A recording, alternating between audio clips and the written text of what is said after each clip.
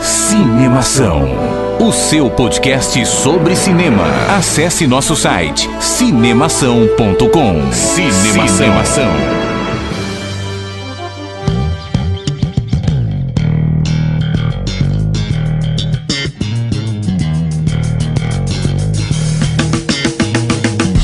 Seja bem-vindo ao podcast Cinemação número 29. Eu sou Rafael Arinelli e eu sempre quis trabalhar com efeitos especiais. Bom dia, boa tarde, boa noite, eu sou o Daniel Cury e eu sei de uma piada muito engraçada, Rafa. Muito engraçada? Muito engraçada, é o seguinte, o cara tinha que comer 1000 hambúrgueres pra vencer o campeonato. Aí ele foi lá e comeu 999 e não aguentou mais. Qual é o nome do filme? Putz, grila, tá chovendo hambúrguer. Não, o nome do filme é Missão Impossível. Nossa senhora, que ótimo isso. Henrique? O Henrique não está conosco, mais uma vez ele pisou na bola e sumiu. Desapareceu totalmente, o cara não veio dessa vez no podcast 29, eu acho que o assunto não vai ser o assunto que ele gosta, sei lá, ele gosta só de falar de Crepúsculo e essas coisas, daí agora desencanou, entendeu? E também, por causa da chuva, ele deve estar com frio, né, talvez, não sei. Pegou um resfriado, sei lá. Bom, hoje no podcast Cinemação número 29, nós vamos falar sobre efeitos especiais. É isso aí, a gente vai falar um pouco sobre a crise que chega nas empresas de efeitos especiais, os filmes que sobreviveram ou que ganharam fama, né, com os efeitos especiais, e a gente vai falar um pouco sobre essa área do cinema. Para começar o podcast Cinemação número 29, vamos pro quadro Repercussão.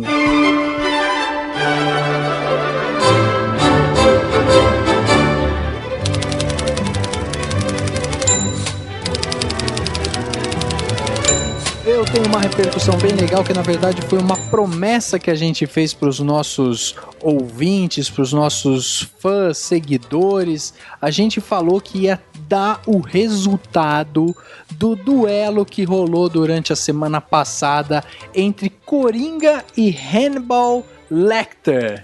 E aí, Dani, quem que vence esse duelo, hein? Cara, eu acho que as pessoas votaram mais no... Eu acho que talvez votaram mais no Coringa porque ele é mais recente, assim, não sei. Mas e pra você, assim, uma luta entre os dois? Quem que sairia vencedor? Acho que o Coringa, mesmo assim. O Coringa, por ser mais recente. Não. Acho que seria o Coringa aí porque ele era mais sem noção mesmo, assim. É, verdade. E o Hannibal, ele já tá mais velhinho e tal, né? É, verdade. Tava fazendo filme do Fernando Meirelles, né? É, então, há pouco tempo atrás ele também tava lá em Thor, né? Sendo o pai do Thor, né? É, ele tá de boa. Esse pai ele deve estar até pensando em aposentar de repente. Tá de boa, assim. Bom, mas esse foi o resultado que a gente teve. Foi justamente isso que o Dani falou. A maioria das pessoas indicaram o Coringa como grande vencedor desse duelo entre o Coringa e o Hannibal. E seria um duelo épico, né? Porque um é super meticuloso, até calmo e com sangue frio assim para realizar os seus crimes, enquanto o outro é completamente pirado e age por impulso. Então a gente tem aí uma relação completamente distinta, mas são realmente dois vilões que marcaram época, né? Ah, sim, com certeza. E de qualquer forma, acho que o que vale na verdade é a diversão de imaginar o duelo e no fim das contas o importante é se divertir assistindo os dois filmes, né? Quem sabe daqui a alguns anos no Cinema São Produções a gente não cria um Hannibal versus Coringa. Boa, hein? Tipo Fred versus Jason, só que melhor, né? Exatamente. A Natália Nóbrega, ela comentou numa crítica que eu escrevi sobre o filme Flores do Oriente, né, que é um filme muito bonito, inclusive um filme super bonito mesmo plasticamente, né? E ela escreveu assim: eu gostei muito do filme e pelo que pesquisei sobre o fato na vida real, foi bem interessante a forma que abordaram a história.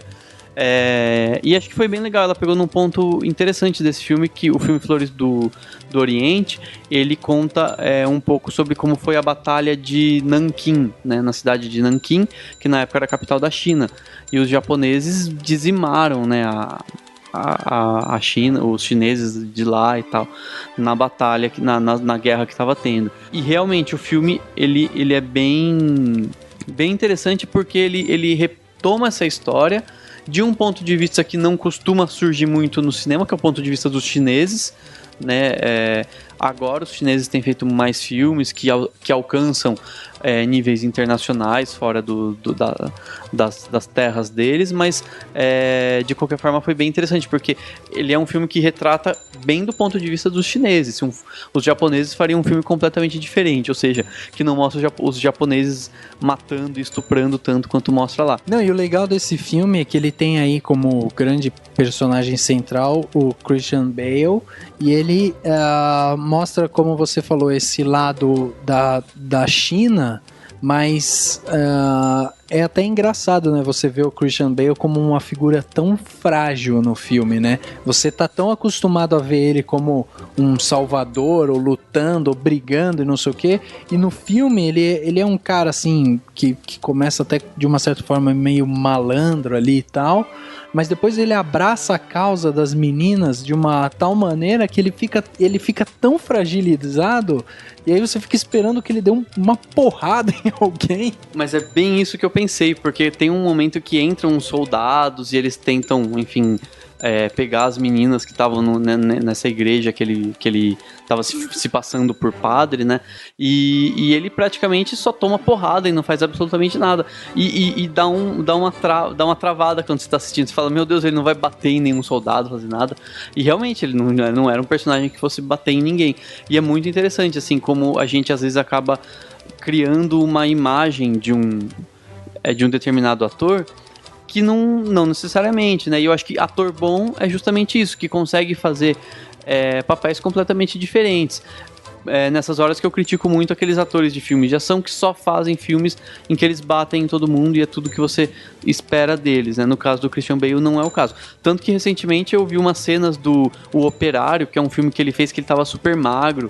É um filme muito legal, assim, muito interessante, e que foi um dos primeiros, né, que ele fez, assim, um dos primeiros maiores sucessos do Christian Bale, né, e é bem interessante. Eu acho que o Christian Bale é um ator bom justamente por causa disso, porque ele faz de tudo um pouco. Mas juro por Deus que a hora que entra esses soldados japoneses lá, eu queria que ele desse uma sumida e depois levantasse um pelo pé e aí falasse I'm Batman. That makes us different from animals. Makes us all the same. Take it if it makes you numb. Take it if it makes you calm. Take it if it makes you make it perfect. Take it if it makes you talk. Take it if it makes you cough. Take it if it makes you forget verses. Os efeitos especiais chegaram no cinema para suprir uma necessidade que o mercado via como algo essencial para construir os filmes, né? Que era justamente a economia. Olha só que irônico, porque, por exemplo, eles começaram a investir muito mais em efeitos especiais quando você precisava, por exemplo, construir um castelo do século XVI. Eles não conseguiam construir esse castelo ou custava muito caro construir um castelo inteiro. Então o que eles faziam? Efeitos especiais. Alguém ia lá no computador, sentava e montava um castelo inteiro. Saía muito mais em conta. Esses efeitos, eles acabaram gerando uma nova categoria nos cinemas. Inclusive, a gente pode dizer até que ele potencializou essa coisa das animações, até da Pixar, Disney e tal. Eles já faziam isso de uma outra maneira, com efeitos, às vezes até efeitos visuais, mas a gente tem como efeito especial essa coisa de trazer elementos que são completamente virtuais e tal para um plano mais real. Acho interessante fazer essa explicação, né, Dani? O que são efeitos especiais, efeitos visuais, efeitos físicos, até mesmo sonoro e tal. Como que a gente pode explicar isso? Eu acho que a gente tem que pensar da seguinte forma.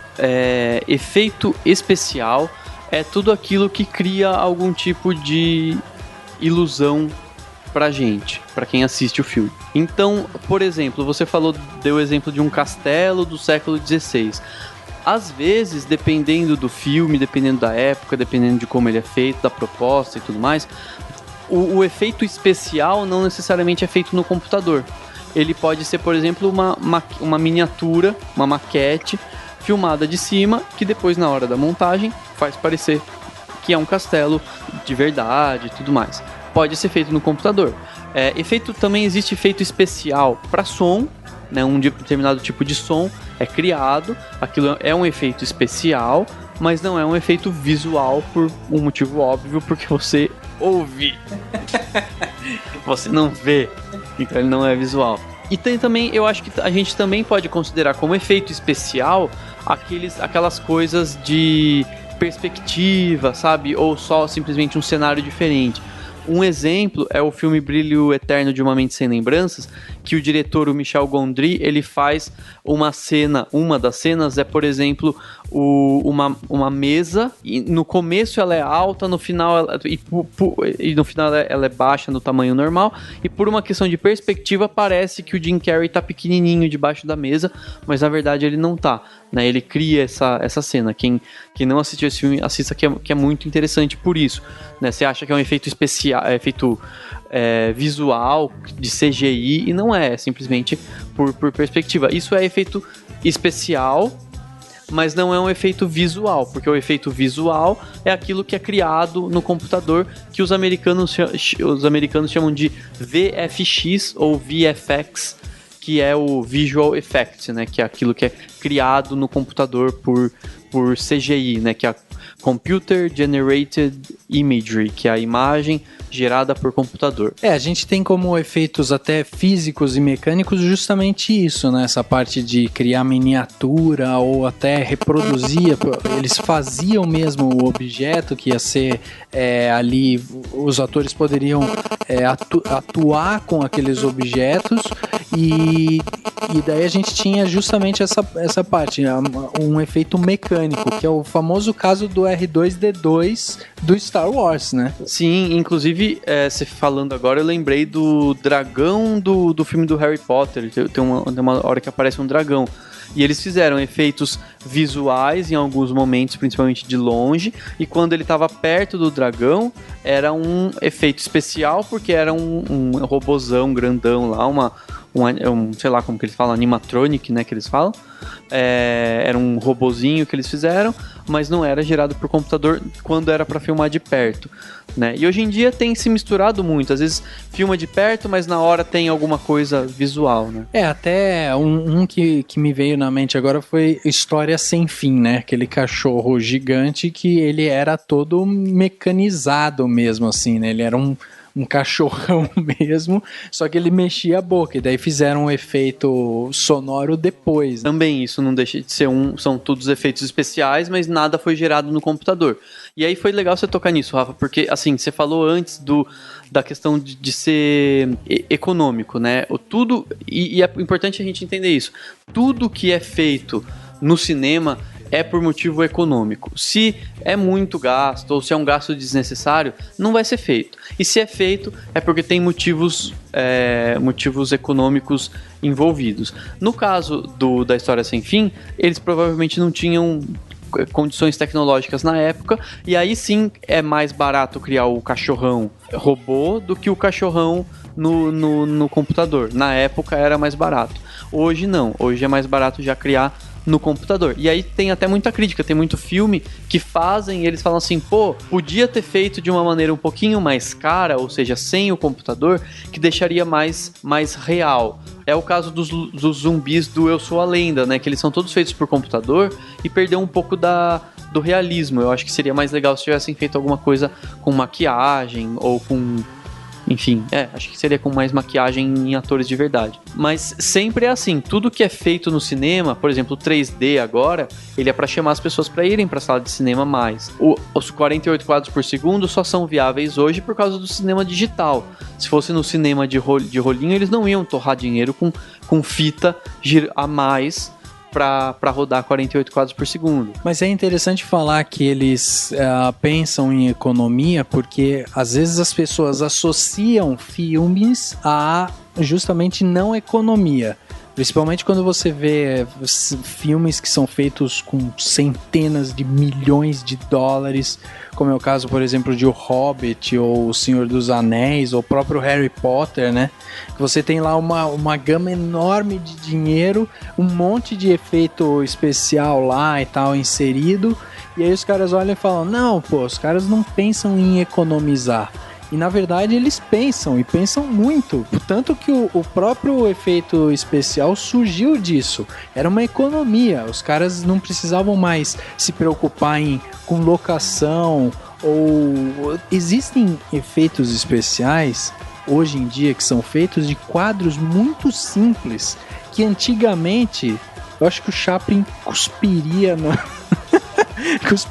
no sapato do dono da Paramount, por exemplo, por fazer às vezes efeitos especiais tão simples, né? Que é o caso, por exemplo, você tem filmes que o casal sai da padaria, tá conversando e tal, e ali eles reconstroem, sei lá, uma cidade atrás das pessoas ali conversando, para ficar visualmente bonito. E na verdade não existe toda aquela cidade ou aquele pôr do sol e tal. Então eles levaram esse conceito de efeitos especiais para um patamar que chegou até a ser um pouco exagerado, eu acho. Justamente, às vezes eles, em nome da economia, eles deixam de fazer coisas que dariam um pouco de charme a mais pro filme. Nesse caso que você citou, eles poderiam, por exemplo, filmar numa cidade de verdade, só que daí eles iam ter que fechar a cidade, pagar pra prefeitura, ia dar um transtorno tão grande que não vale a pena. Né? O Hobbit, por exemplo, imagina fazer o Hobbit sem efeitos visuais, os trolls, aqueles tudo que acontece lá seria, por exemplo, robôs, né? Seria mais irreal, no caso do Hobbit seria, né? Seria estranho, a gente já não tá mais acostumado, mas gastaria muito mais dinheiro, porque ia ter que ter um monte de robô, ia ter que ter um monte de técnico controlando esses robôs, ia ter que ter maquiador, ia ter que ter gente pra pintar, ia ser mais complexo do que escola de samba, né, quando eles fazem aquelas coisas no carro alegórico, né, e enfim, ia ficar muito caro. My name is Optimus Prime. We are autonomous robotic organisms from the planet Cybertron. But you can call us Autobots for short. Mas tem um exemplo interessante que eu lembrei agora, Rafa. É o seguinte, eu assisti uma vez o filme, foi na época da faculdade, eu assisti o filme De Passagem, que é um filme com o Silvio Guindani, é um filme brasileiro, de um diretor chamado Ricardo Elias. E depois do filme teve um debate com o diretor, tinha algumas pessoas que fizeram o filme, né? E ele comentou o seguinte, o filme De Passagem passa quase que todo ele no metrô. Então eles gravaram todo no metrô. E o que acontece? O diretor depois contou que eles precisaram usar efeitos visuais, efeitos não tanto, claro, não efeitos tão caros ou tão complexos, mas eles precisaram usar. Por quê? Porque eles usavam o metrô de madrugada, eles gravavam de madrugada, que é quando ninguém estava usando o metrô, quando deixaram entrar lá. E só que o que acontece? O cara tava indo, sei lá, acho que não lembro se era exatamente, mas por exemplo, da estação Jabaquara até a estação da Sé, né? Tem uma ordem certa de estações que ele passava. E na hora de gravar, eles não estavam necessariamente nessas estações. E fora que a gravação não era feita na ordem cronológica.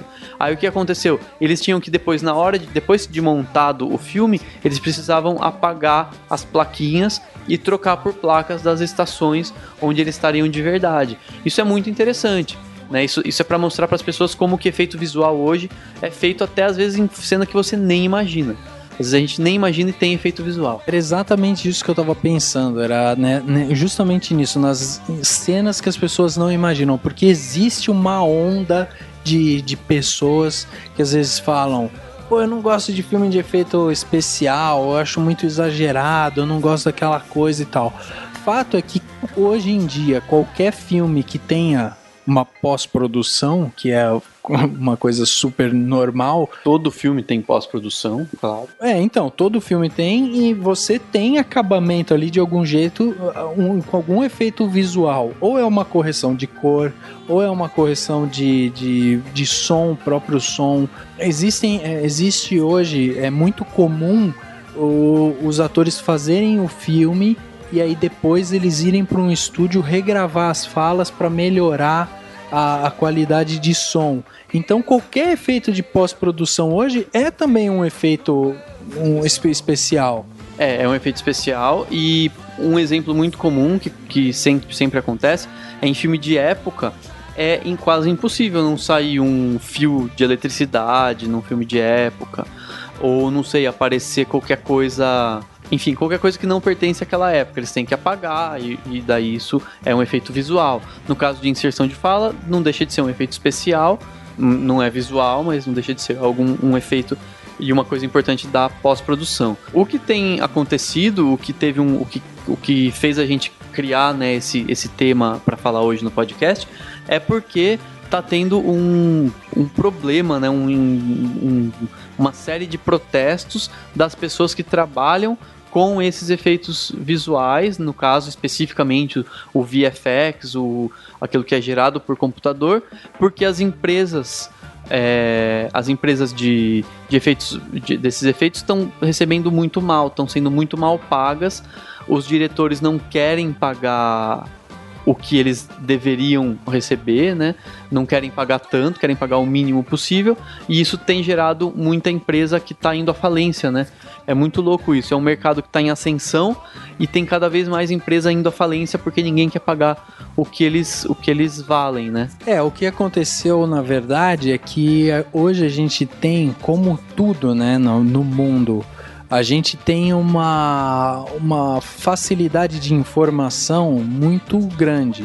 Então hoje você consegue aprender a mexer com qualquer tipo de efeito especial pela internet. Você não precisa nem necessariamente fazer algum curso, ou você precisa se formar naquilo. Mas se você tiver o interesse de fazer qualquer tipo de efeito especial, ou aprender a fazer algum tipo de pós-produção e tal, hoje você encontra milhares de tutoriais na internet. Isso prostituiu o mercado de efeitos especiais. No Brasil, a gente teve como grande marco assim, dessa crise o fechamento de uma das maiores empresas de design de efeitos especiais, que é a Sigmus Fly, que era uma das empresas mais conceituadas no Brasil, fazia coisa inclusive para fora e tal, com gente talentosíssima, super bem estruturada, e ela fechou as portas justamente porque o que aconteceu? Com essa prostituição do mercado, o mesmo cliente, ele pede para você fazer um trabalho por X e você não consegue cobrir aquele X, porque na verdade o valor é Y. Só que o cara, ele orça com você, e hoje o seu concorrente está virando o estagiário ou o freelance, que tem um valor fixo muito baixo. Então, tá acabando com o mercado. E mais ainda, o estagiário, o freelancer, ou o profissional que cobra barato e cobra de outro país. Então, as empresas da Califórnia, por exemplo, estão perdendo espaço, e muito mesmo, para a empresa do Canadá, que cobra mais barato. Empresa da Índia, que é um mercado, que é um país que está investindo nisso, que cobra muito mais barato, porque o trabalhador indiano custa mais barato, a moeda indiana é muito mais baixa que o dólar, e aí eles custam muito barato. Aí o cara faz o quê? Manda lá para a Índia, né? Mas se bem que no caso, tem o mais recente, né, que foi o da Rhythm and Hues, que é a empresa que ganhou o Oscar. Os caras ganharam o Oscar desempregados, né, nessa última edição do Oscar. Eles ganharam o Oscar de melhores efeitos visuais pelas Aventuras de Pi, já estavam desempregados. E o cara foi falar a respeito disso e foi cortado pela música do Tubarão, né? O que foi, de certa forma, um pouco de falta de respeito da organização da Academia de Hollywood, mas também o cara também embromou demais, né? Ele falou, agradeceu a mãe, o pai, ele devia ter falado desde o começo. Não sei, aí espero que, não sei, talvez eles não teriam cortado tanto, né? Talvez teriam dado um pouco mais de voz. Mas de qualquer forma, assim, a Rhythm and Hues é um exemplo que faliu e que tinha sucursais no mundo todo. Tinha escritório na Índia, tinha escritório em outros lugares. Ela acabou sendo o estopim disso, porque justamente ela ganha o Oscar e algumas semanas antes ela anuncia que está fechando, que ela chegou à falência. Então não é um problema simples, é um problema muito sério, porque existem empresas super conceituadas e tal que hoje estão fechando as portas. E daí tem um ponto que eu acho que é importante a gente falar, que daí é a parte justamente de qualidade, que existe uma coisa assim, como eu falei, você tem um acesso à informação muito rápido, você consegue aprender a fazer os efeitos especiais ou pós-produção ou correção de cor hoje de uma forma muito simples, com softwares para o seu computador. Hoje você nem precisa mais ter uma máquina super poderosa para você fazer esse tipo de coisa.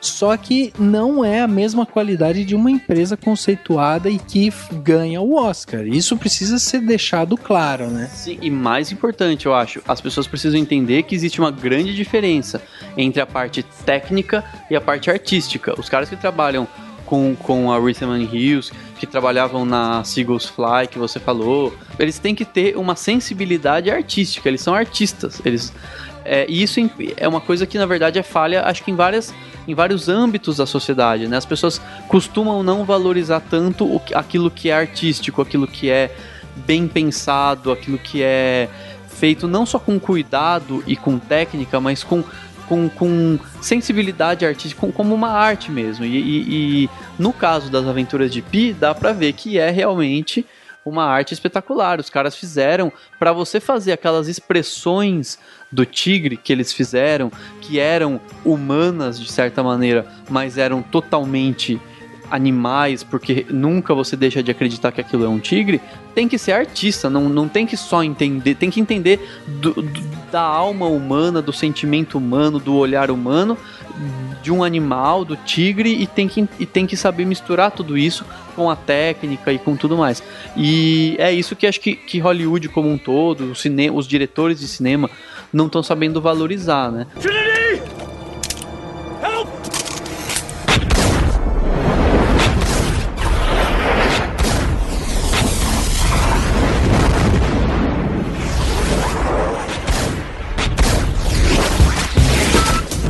E uma coisa que é legal, Rafa, que eu acho que é legal a gente comentar, é que isso não é exclusivo dos efeitos visuais. É uma coisa que acontece em várias áreas, né? Por exemplo, na área do design, por exemplo, tem o famoso, o pessoal fala que chama de sobrinho, né? Sempre tem aquele cara que fala assim, mas o site não precisa fazer, é o sobrinho que faz. No caso de quem escreve, quem vive de escrever texto, sempre tem um cara que escreve sem nenhuma sensibilidade, sem nenhum tipo de inventividade, ele não sabe criar bem, mas cobra R$3 num texto de uma página. E aí acabam preferindo pagar R$3 no texto de uma página, no freelancer, do que para um jornalista formado, para alguém que estudou e que tem capacitação para isso. É realmente isso que acontece. E assim, o grande problema disso é que hoje não existe um órgão, não existe um sindicato, por exemplo, ou algum tipo de instituição que brigue pelos direitos desses profissionais. Então hoje teve até algum tempo atrás, você falou de jornalista, aquela discussão sobre o jornalista, né? Que a pessoa não precisava ser necessariamente formada em jornalismo para poder exercer a função e tal e tal. Quer dizer, você acaba diminuindo tanto as funções desses profissionais que que você banaliza de uma maneira tão gigantesca que daí você diminui, você perde em qualidade. Porque a pessoa que hoje trabalha com design, que trabalha com textos, que trabalha com efeitos especiais e tal, elas estudam, elas podem até aprender por conta, mas elas estudam isso durante muitos anos e elas saem desse patamar de ser uma coisa puramente profissional, passa a ser uma coisa que seja conectada com paixão mesmo, e daí depois você vai para um patamar de ser uma coisa artística mesmo. A pessoa cria com uma facilidade porque ela já foi preparada e treinada por aquilo. E quando você não tem um sindicato ou alguma coisa que regulariza isso, cria uma base, um piso de salário, um teto de salário e que brigue por esses direitos e tal, é difícil você conseguir segurar esse, como eu falei, meio que essa prostituição na profissão. E não é nem o caso de exigir diploma especificamente. Eu acho que por exemplo, um cara que vai fazer o efeito visual das Aventuras de Pi, não necessariamente ele tem que ter uma faculdade de cinema, uma faculdade de design ou uma faculdade de qualquer coisa. Às vezes o cara nem tem faculdade nenhuma e faz um trabalho maravilhoso, mas é uma questão de realmente ter algum grupo, alguma entidade que agrupe todo mundo e fala assim, peraí, não dá pra pagar pouquinho, dá pra pagar, tem que pagar mais e tudo mais. Mas, Rafa, só pra entrar na discussão, você não acha que é um pouco natural? Será que Hollywood, por exemplo, não vai sentir a necessidade de ter esses profissionais tão bem capacitados?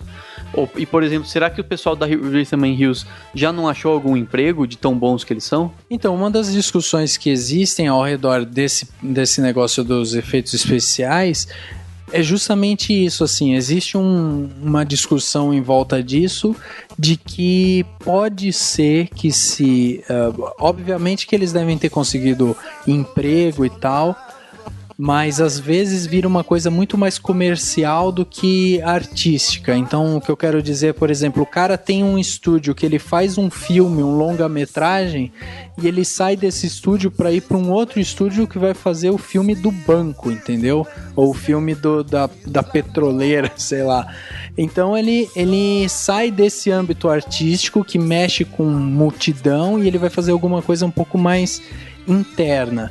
Aí o que acontece? Existe uma discussão de que dizem que se não for feito nada a respeito disso, a gente pode começar a observar nos filmes, de repente, uma queda de qualidade visual mesmo. A gente pode começar a perceber alguma coisa assim, do tipo, não tá tão bem acabado, ou falta alguma coisinha ali, sabe? Algum tipo de incômodo em respeito a esse assunto, mas é difícil, porque enquanto eles não fizerem isso, enquanto alguém não abraçar a causa, ir atrás e tal, é muito simples. Vamos supor que você tenha duas lanchonetes. Você tem o McDonald's de um lado e do outro lado você tem o McRonald. Sei lá, por exemplo. As duas vendem exatamente a mesma coisa, um hambúrguer. Só que você chega no McDonald's, você já comeu no McDonald's, você sabe como você gosta do sanduíche, sabe que tipo de sanduíche você gosta e por isso você paga R$8, R$11, R$12 num sanduíche lá. Só que no McRonald, você tem exatamente os mesmos combos, a mesma coisa, só que você paga 2, você paga 3. Só que você nunca comeu lá, você não sabe direito. Pô, como é que pode naquele negócio ser barato? Você comeria um negócio tão barato assim, entendeu? Então é essa associação que a gente tem que fazer. Tipo, as produtoras, elas estão procurando soluções que sejam mais baratas pro bolso, mas será que elas são viáveis, assim, em termos de qualidade, né? Será que são mais eficientes, né, e tal? E daí cabe aos grandes estúdios analisar se eles querem pagar mais caro por uma coisa boa, mais barato por uma coisa duvidosa, e tudo mais. E eu costumo ser muito otimista, assim, porque, não sei, eu ainda sou um pouco otimista. Não que eu não acho que não tem que se unir ou que isso tá legal. Claro que não tá legal. O que aconteceu com essa empresa, o que tem acontecido com as empresas de efeitos visuais, não é uma coisa legal. Mas às vezes eu tenho uma sensação de que, como a exigência é muito grande, em Hollywood principalmente, né?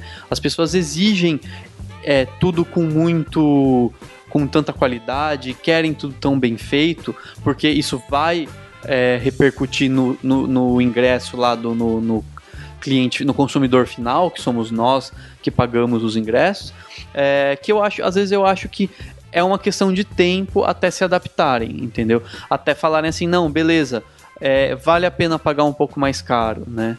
Claro que, mas para isso esses profissionais têm que bater o pé, tem que falar assim, não, eu não custo só isso, eu preciso receber mais. Eu não posso ganhar essa merreca, eu preciso ganhar mais para pagar as contas dos meus filhos e as minhas contas e tudo mais. Então, assim, tem que haver um limite, que eu acho que é o que acontece muito, se você parar para pensar. Eu citei essas áreas do design, do jornalismo, de freelancer, como de uma maneira geral, que a gente vê com mais presença, né, no nosso dia a dia. Eu acho que é legal a gente pensar nisso, porque assim, se você parar para pensar, uma empresa grande, ela não contrata qualquer sobrinho, que a gente fala, né, para fazer um site, para fazer um texto legal. Uma empresa que prima pela qualidade, ela vai procurar os profissionais de maior gabarito e não vai ter problemas em falar assim, não, tal que vale a pena pagar esse preço. E uma empresa, quando a empresa começa a trabalhar assim, ela começa a falar assim, não, isso aqui não, esse profissional ele não vale só isso, ele precisa valer mais, né? Só que aí a gente cai no contrário daquilo que a gente estava falando no começo do podcast, ou seja, as pessoas, os estúdios teriam que gastar mais dinheiro, sendo que o que eles procuram sempre é gastar menos e menos e menos para o lucro ser maior, né? Só lembrando que tem o post que eu escrevi pro Cinemação, que é o Falência da Rhythm and Hues é péssima para o cinema, em que eu falei um pouco a respeito disso e dos protestos que isso gerou nas redes sociais até, né, do pessoal que trabalhava lá. Legal, acessa aí o Cinemação, dá uma lida nesse post que ficou muito legal mesmo. A gente colocou lá algumas imagens da aventura de Pi, pós-produção, produção. Acho legal a gente engajar isso e tentar até criar esse movimento para ver se a gente consegue de alguma maneira fortalecer essas empresas, né? Mostrando apoio, vendo se a gente consegue de alguma maneira mostrar que o que a gente quer ainda é o melhor. E os efeitos especiais, eles estão aí porque eles dão asas à nossa imaginação, né? Acima de tudo. O cara pensou, visualizou aquela cena, materializou, é instantâneo. O cara pensou, já sabe como é que quer, escreveu ali no roteiro, tá lá, os caras montam aquela cena e é a cena que ele imaginou. Então eu acho que vale a pena a gente bater o pé nisso, né? Harry! Oh, I'd almost forgotten you were here. But no matter. Things have changed now. Em relação a filme, a gente tem vários filmes que ganharam destaque ao decorrer da história, justamente por serem filmes de efeitos especiais. Eu acho que o grande filme assim que deu realmente acelerou tudo isso, que chamou a atenção de todo mundo, foi Matrix, né? Eu acho que Matrix quebrou uma barreira. Eu acho que a gente teve, como a gente teve com Avatar há algum tempo atrás, com o 3D, a gente teve um pouco antes disso o Matrix, que chegou e arrebentou tudo, né? Principalmente com aquela cena do cara desviando das balas. Eu acho que o Matrix, e foi engraçado que ele foi em 99 e ele ganhou o Oscar de melhores efeitos visuais em 2000, e que foi bem essa quebra, né? Tipo, virada de século mesmo, assim. Começou o novo século, começou o novo milênio, né? Com um novo paradigma de efeitos visuais. Aí, a partir daí, os estúdios começaram a ser muito mais exigentes, né, com esses efeitos, e acho que muito mais realistas, até muito mais preocupados com esse realismo, né? Eu acho que é bem interessante pensar nisso.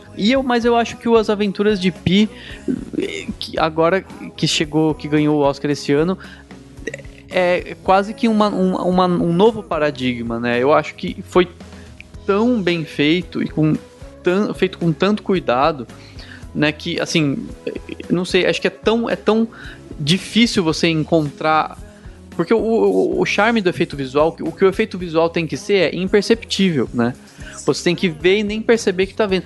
E é impressionante como você, em nenhum momento, você fala assim, nossa, é um efeito visual, nossa, isso é mal feito. Eu acho que As Aventuras de Pi dá um pouco, tem um pouco de quebra também. Só espero que esse problema com as empresas não faça com que isso regrida e que isso ainda volte a melhorar ainda por aí, né? O grande caso das Aventuras de Pi é justamente o tigre, né? Até pouco tempo atrás, as pessoas estavam se perguntando se o tigre era de verdade ou se não era de verdade, de tão perfeito que ele foi.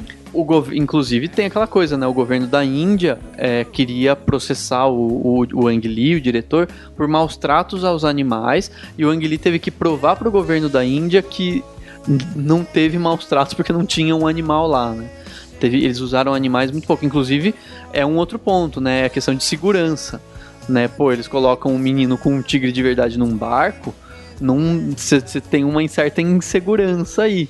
A não ser que seja aqueles leões retardados que tem lá, você já viu? Tem um zoológico em Buenos Aires, ou perto de Buenos Aires, que as pessoas entram, né, e pra passar a mão no leão e tal. Na verdade é um bando de leão velho, de tigre velho, de bicho tudo, sei lá, e eles ficam drogadão, né? E aquilo sim tem que ser punido como maus tratos aos animais. Mas nesse zoológico parece que eles dopam os animais, mas mesmo assim existem alguns animais que você não pode, sei lá, entrar sozinho, ou que existem alguns animais que parece que tem algumas restrições, porque mesmo dopado, os caras não conseguem prever qual que vai ser o movimento dele, né? Ah, com certeza. E eles não são bonitos que nem o tigre das Aventuras de Pi, né? Eles são tipo tudo desfiado, sem pelo, tudo caindo lá aos pedaços. Agora, desse que a gente falou do Matrix, que ganhou o Oscar em 2000 com os efeitos especiais, antes dele a gente teve, por exemplo, em 99, Amor Além da Vida, que ganhou também melhores efeitos especiais. Aí, retrocedendo, né? Titanic, Independence Day e Baby, o Porquinho Atrapalhado. A gente consegue perceber nitidamente um salto monstruoso, por exemplo, de Titanic para Matrix, em termos de efeitos visuais, né? A gente consegue ver ali um salto monstruoso, assim, lógico. O Matrix tinha um enredo todo preparado justamente para receber essa carga de parte visual e tal. Agora, o Titanic, ele teve uma parte de reprodução ali do navio e tal, que tinha essa coisa dos efeitos, um efeito mais mecânico que o James Cameron teve que produzir, que também foi um negócio fantástico. Tem um também que é muito interessante, que logo depois do Matrix, em 2001, quem ganhou o Oscar foi o Gladiador, que daí entra não tanto no efeito visual, de chamar a atenção do tipo explosões mirabolantes, mas de recriar toda uma cidade, de recriar tudo, né, em grandes proporções, de uma maneira tão realista. Eu acho difícil até definir assim, o que é um efeito visual realmente bom, o que é um efeito visual que não que não é tão bom. Ou, claro, o efeito visual que não é bom é aquele que você olha e fala assim, nossa, que coisa mal feita, tudo mais. Mas eu tô dizendo assim, é difícil você às vezes definir, por exemplo, eu não saberia escolher quem ganhar o Oscar, por exemplo, né? Não sei, é meio estranho isso. Tipo, qual desses filmes merecia mais ganhar o Oscar? Esse ou aquele? Né? No caso desse ano agora, As Aventuras de Pi, acho que não tinha muito concorrente à altura, mas eu acho que é complicado. Às vezes tem coisas hoje em dia que são tão difíceis de você enxergar e falar assim, não, esse aqui é mais realista, ou esse é mais isso, mais aquilo, e tem tanto efeito visual de criação, de remontar uma cidade, ou de fazer uma explosão, ou de fazer alguém desviando da bala, são coisas tão diferentes, na verdade, que é difícil, né, a gente parar pra pensar. Né? É difícil mesmo, mas assim, eu acho que eles prezam muito pela técnica, e justamente por ser uma coisa que talvez não seja tão imperceptível e tal, né, assim, eu acho que eles vão muito por isso, assim, mas assim, a gente tem, por exemplo, a maioria hoje, vamos dizer, de 2000 pra frente, a gente tem uma série de filmes que ganharam Oscar ou que não ganharam Oscar e tal, que prezaram muito pelos efeitos visuais, principalmente quando se trata de super-heróis, que daí a gente entrou numa guinada forte de super-herói, e daí a gente teve lá Super-Homem e tal.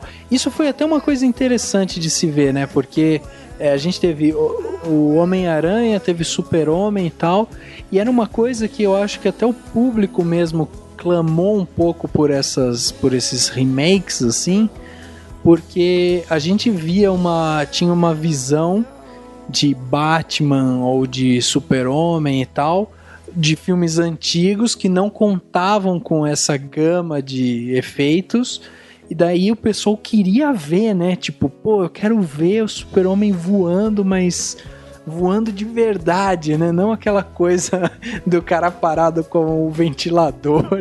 Eu acho que é um dos grandes pontos mesmo, assim, falaram assim, não, agora a gente tem tecnologia pra filmar isso, pra filmar aquilo, que é o caso do King Kong, né, que o Peter Jackson fez, que ganhou o Oscar em 2006, e que, foi basicamente isso, assim, o filme, eu nem acho ele tão bom, na verdade ele é longo, ele é meio cansativo, mas falaram assim, o filme é muito antigo, vamos fazer um novo, né? Acho que tem poucos filmes antigos que ninguém iria querer ver refeito, nem que seja por curiosidade. A não ser, claro, aquilo que é infilmável, não sei. Eu acho que, por exemplo, E o Vento Levou, talvez seja impossível de se refilmar, porque nem tem tanto efeito, não se exigiria tanto em termos de técnica, e não deixa de ser uma coisa quase que canonizada, né? Tá lá, não pode mexer, né? Mas a maioria dos filmes, até mesmo clássicos, as pessoas, acho que o público em si gostaria de poder ver com esses efeitos, né? Mas daí o problema é que tem que ser bom e não ser essas porcarias que costumam ser os remakes, né? Mas eu acho que é justamente essa questão, é justamente os efeitos, porque no caso de O Vento Levou, você não tem quase ali elementos para serem mostrados, sei lá, hoje em dia, na nossa realidade hoje, que é diferente, por exemplo, da Fantástica Fábrica de Chocolate, que você tem um filme antigo e de repente eles refizeram esse filme de uma maneira tipo totalmente voltada para efeito e tal, então você tinha toda assim, você conseguia trazer aquilo. Eu acho que tem muito assim do público, né? O público hoje ele tem acesso à informação muito mais fácil do que antes. Então hoje o cara vai assistir a Fantástica Fábrica de Chocolate, ele gosta da história, gosta do enredo, gosta da trama e tal, gosta de tudo. Só que daí, sei lá, ele vê alguma coisa que ele fala, nossa, que coisa mal feita, né? Tipo, isso daí não parece uma cachoeira de chocolate, isso daí parece sei lá o quê. Não, esse anão, que coisa ridícula e tal. Aí quando você pega essa história que tem todo esse apelo e que ganha com roteiro e tal, e daí você dá esse ar mais realista, aí as pessoas se encantam mais, né? Porque daí elas olham e aquilo aproxima. Então eu acho que isso é muito, muito válido, né? Assim. Ladies and gentlemen, you are not in Kansas anymore. You are on Pandora. You should see your faces. We have an indigenous population called the Na'vi. They are very hard to kill. Mas daí também entra naquilo que você falou no começo do podcast, que é a parte financeira. Quando você faz um remake, você tem uma certeza maior de um público que vai querer ver esse filme. Você sabe que é uma história que já tem um certo apelo. Você não precisa dar um tiro no escuro, né? Você não precisa arriscar e falar assim, putz, vamos ver se esse roteiro pega, se essa história as pessoas gostam, etc. Então eu acho que também tem isso, né? Eles falam assim, pô, já que é pra investir num filme novo, vamos fazer a Fantástica Fábrica de Chocolates, porque já teve, as pessoas já têm ele essa história no imaginário, ou muita gente já viu, e dá pra gente refazer, mostrando os efeitos e tudo mais. O problema é quando o efeito serve de muleta pro filme. O efeito tem que ser um ponto a mais, né? Ele tem que servir à história do filme e não ser a muleta. Tem muito filme que faz isso. Ele é praticamente para mostrar efeitos visuais, a história é uma porcaria, não fazem nada bem feito. Um exemplo que eu pensei agora é o filme do Dragon Ball, que é uma porcaria. Podia ser interessante, podia ter uma pegada mais voltada pro público do Dragon Ball, do desenho lá. E não teve, foi horrível. Acharam que o simples fato de ser do Dragon Ball e de ter os efeitos especiais como muleta seria o suficiente, o que não foi, né? A gente depois vai até entrar melhor sobre essa parte de remake, eu acho que num podcast de remakes, né? Mas é isso que você falou, mas eu digo ainda mais, que o grande problema não é às vezes nem os efeitos, na verdade é a fidelidade do público com a versão original do negócio, entendeu? Às vezes os caras olham lá, tipo Dragon Ball, os caras chegam lá e falam, puta, eu não vou assistir esse negócio no cinema porque não tem um ator conhecido, não tem não sei o que, viu o filme, viu o trailer, não curti e tal. E eu curto o anime, né? Eu curto o desenho. Daí o cara às vezes não vai porque ele é fiel ao produto original do que a essa tentativa de remake, por exemplo. Mas se fizessem uma coisa bem pensada, daria pra fazer algo que chamaria a atenção desse público. Na minha opinião, eu sei que você não gosta, mas eu acho que o Speed Racer é um caso legal. Ele refaz o desenho de uma forma super legal, super bem bolada, bem feita, com o tom do desenho, com o tom dos quadrinhos, e pô, tá lá, é um remake, não foi uma coisa jogada, tem uma história bacana, tem uma coisa interessante, eu acho, pelo menos. Bom, Dani, daí a gente falou de Matrix, falou de Titanic, até falamos um pouco aí sobre Homem-Aranha e tal, os aventureiros, né? A gente tem aí depois, antes inclusive das Aventuras de Pi, os últimos vencedores desse Oscar de efeitos especiais tinham sido a invenção de Hugo Cabret, e a gente tinha também A Origem e antes o Avatar em 2010. Só que antes disso a gente teve o curioso caso de Benjamin Button, que foi, eu acho que na verdade ele também foi ali um pouco de ele chamou muito a atenção justamente por essa parte de visual. Só que ao mesmo tempo que o curioso caso de Benjamin Button ganhou em 2009, em 2010 ele foi completamente engolido por Avatar, né? Tipo assim, você consegue, como eu falei, que de Titanic de 98 para Matrix de 2000, a gente consegue ver um salto gigantesco. Quando a gente está falando de vencedores de Oscar agora, né? De efeitos visuais. Mas a gente também consegue ver de uma forma muito gritante esse salto de 2009 para 2010, comparando o curioso caso de Benjamin com Avatar. Que Avatar foi um negócio muito pioneiro, né? Mas eu acho que o pioneirismo do Avatar foi no 3D, e foi aí que ele ganhou. O curioso caso de Benjamin Button é mais um exemplo de efeito que você não percebe, né? Por exemplo, a hora que aparece o Brad Pitt super novinho no final do filme, na verdade é efeito especial, é efeito visual aquilo. Não é maquiagem, não tem maquiagem que daria conta de fazer o Brad Pitt tão mais jovem, né? Eles praticamente pegaram a cara do Brad Pitt de quando ele era mais novo e colocaram lá, né? Então assim, e é uma coisa que você não percebe. Você acha, fala assim, não, é só uma maquiagem. Nossa, como o Brad Pitt tá novo aí, nossa, tacaram a massa corrida, né, só assim. E é outro rosto, né?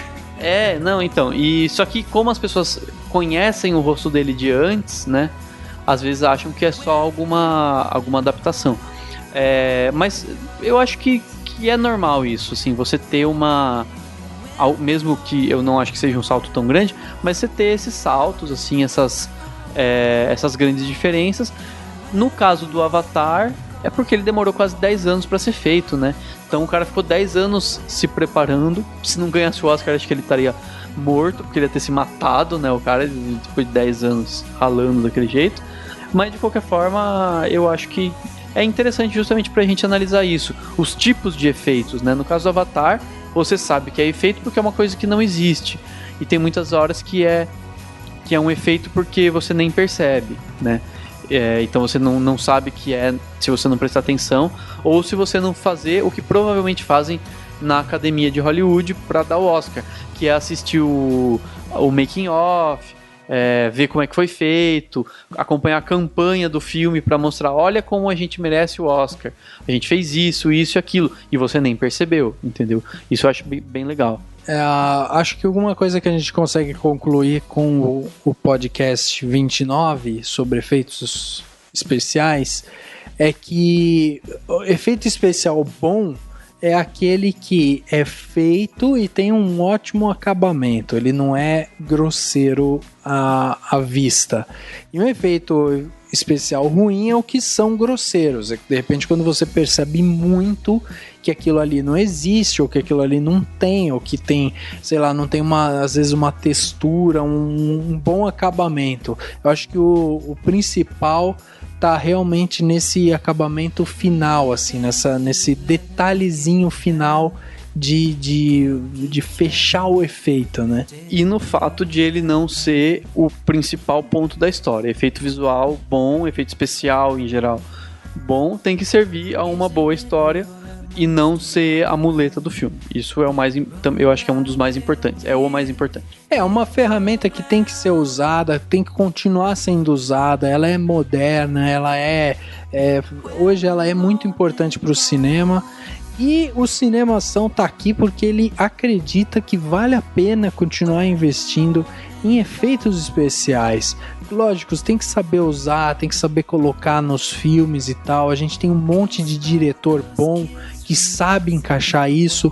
Foi o caso das Aventuras de Pi, que é um filme muito bem escrito, uma história muito legal, e tem os efeitos como um detalhe do filme, né, na verdade, porque você tem uma riqueza muito grande em termos de imagem, de fotografia, mas a história do filme e tal é a que mais encanta, né? Se tivesse esse mesmo efeito visual, essa mesma fotografia, de repente fosse um filme de guerra, simplesmente de matança, tipo em os Vingadores, por exemplo, a gente não daria tanto valor. Então ele tem que ser bem estruturado, bem amarrado e tal, e a gente torce muito para que essa crise que envolve esses estúdios de design, de efeitos e tal, que ela passe de uma maneira mais rápida possível, principalmente regularizando a profissão, mostrando que o que é bom vale a pena ser comprado. Não vamos comprar gato por lebre, não vamos tentar investir nisso. As agências, elas precisam se estruturar para saber doutrinar melhor os seus clientes, e a gente acredita que esses efeitos eles vão enriquecer o cinema. Quer fazer alguma consideração final, Dani? Moral da história é o seguinte: saiba valorizar um profissional e pagar o que ele merece receber. Seja um profissional de efeitos visuais, um designer, um redator, o que quer que seja, tem que saber ver realmente quanto vale tudo aquilo que ele estudou e tudo aquilo que ele sabe fazer. Tem que saber remunerar também um site de entretenimento e cinema. Com certeza, sem dúvida nenhuma.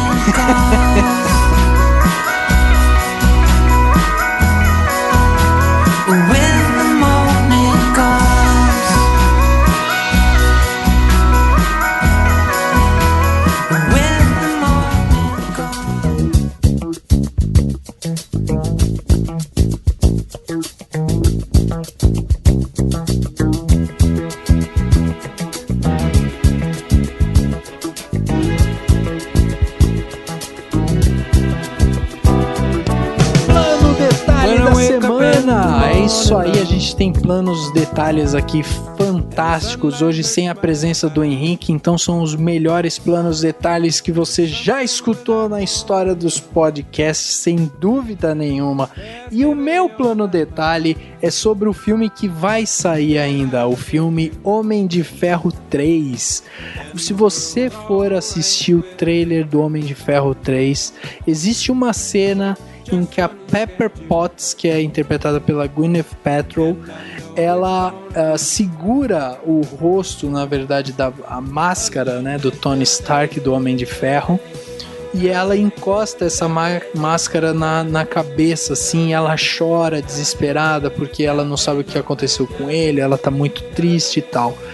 E o meu plano detalhe é justamente a respeito dessa cena que foi inspirada em nós, brasileiros. Como assim, você me perguntaria?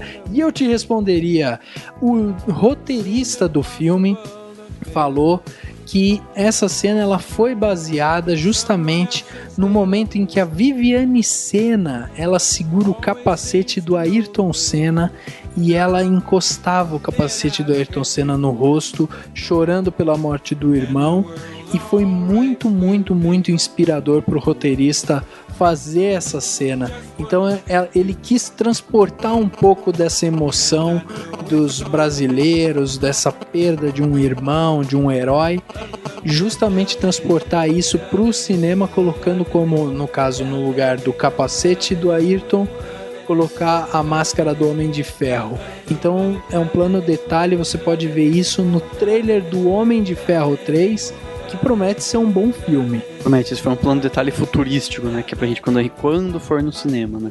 Aí eu vou fazer o extremo oposto. Meu plano detalhe é sobre uma parceria entre dois italianos de algum tempo atrás, né?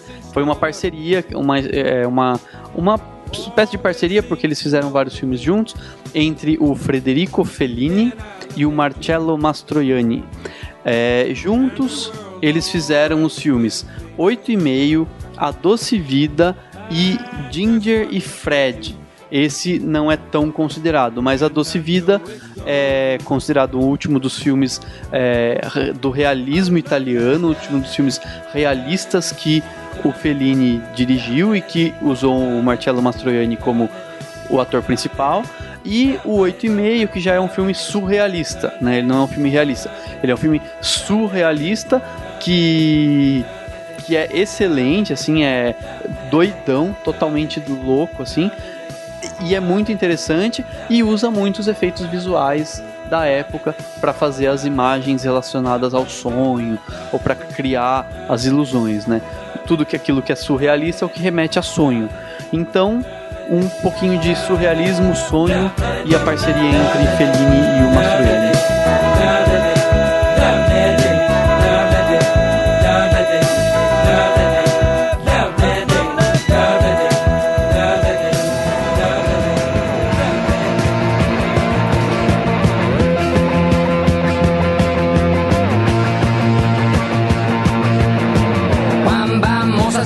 Sur mon lit à bouffer sa langue en buvant grand mon whisky. Quant à moi, peu dormi, vie débris, mais j'ai dû dormir dans la gouttière où j'ai eu un flash. En 4 couleurs. Chegando ao final de mais um podcast, agora o podcast número 29, o podcast anterior ao podcast número 30. A gente chegou à marca de 30 podcasts. Isso não é para qualquer site de cinema. Não, isso só é para site de cinema que tem ação. Exatamente, ação, qualidade, notícias diárias, trailers e muita coisa legal que tem lá.